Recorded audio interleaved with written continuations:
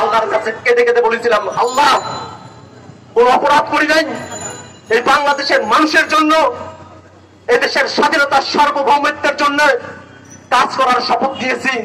শুধুমাত্র সেই কারণেই আজকে তারা আমাকে এমন অত্যাচার করেছে, এমন নির্যাতন করেছে, আমি সঠিক নিয়মে তোমার কাছে শিক্ষা করতে পারছি না। মাবুদ, তুমি তাদের বিচার করো।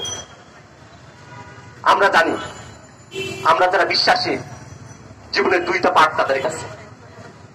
সে দুইটা পার্টের আলাপ যদি বাদ দেই, বাংলাদেশের মানুষের পক্ষ থেকে আমরা জানান দিতে চাই, আমরা যতদিন জীবিত আছি, আজ হোক কার কাল হোক, এই বাংলাদেশের পরিবর্তন হবে। যারা এই সরকারের গোলামি করে, বাংলাদেশের মানুষকে নির্যাতন করে, গুম করে, হত্যা করে আমাদেরকে দমানোর চেষ্টা করছে, প্রত্যেককে আমরা আইনের কাজ করে দাঁড় করাবো। প্রত্যেককে আমরা বিচারের মুখোমুখি হবো। প্রত্যেকে আমরা তদন্ত সাপেক্ষে বিচারে নিয়ে আসবো। তাদের মতো করে তদন্ত ছাড়া, আইনের শাসনের ভিতর দিয়ে না নিয়ে শুধুমাত্র রাজনৈতিক ভিন্নমতের কারণে কাউকে দমন করা, কাউকে মারা, কাউকে গ্রেফতার করা, এরকম ধরনের বাংলাদেশ যে টাইম হয়েছে, সেই বাংলাদেশ আমরা আর রাখবো না।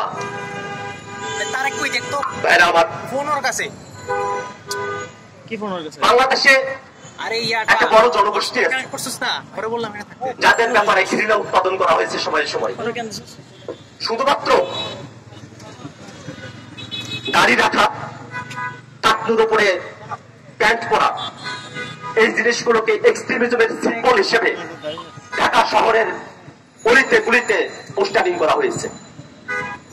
খেয়াল করে দেখুন, এই বাংলাদেশের এত বৃহত্তর একটা জনগোষ্ঠী যাদের আবেগ অনুভূতির সঙ্গে ইসলাম জড়িয়ে আছে, সেই মানুষদেরকে এত ছোট্ট কারণে এক্সট্রিমিস্ট ট্যাগ দিয়ে তাদেরকে নির্যাতন করা হচ্ছে।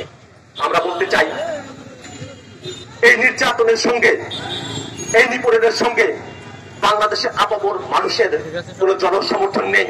এই নির্যাতনের পেছনে ওই বহিঃশত্রু যারা আছে তারা জড়িয়ে আছে। আমরা আরো খেয়াল করে দেখেছি, যারা ডিবিতে আছে, যারা এসপিতে আছে, যারা এনএসআইতে আছে, বিভিন্ন গোয়েন্দা সংস্থায় কার্যক্রম পরিচালনা করছে, আমরা জানি আপনারা আমাদের ভাই। আপনাদেরকে গঠন করা হয়েছে, আপনাদেরকে তৈরি করা হয়েছে এই বাংলাদেশের মানুষকে নিরাপত্তা দেওয়ার জন্য। আপনারা সেই কাজ সুষ্ঠুভাবে সম্পাদন করুন।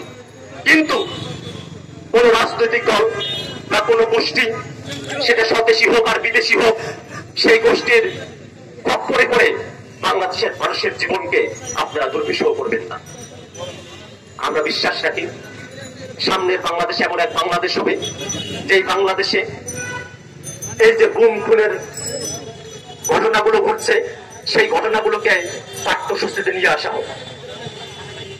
আমরা বিশ্বাস করি, এই গুম খুনের ঘটনা পাঠ্যসূচিতে পড়ে আসা শিশুরা যখন তারা রাষ্ট্রের কার্যক্রমে অংশ নিবে, তখন তাদের মাঝে যে মানবিক মূল্যবোধ থাকবে, মানুষের মর্যাদার প্রতি যে শ্রদ্ধাবোধ থাকবে, সেই শ্রদ্ধাবোধের জায়গা থেকেই তারা মানুষের উপর অত্যাচার, নির্যাতন, গুম থেকে তারা বেরিয়ে আসবে।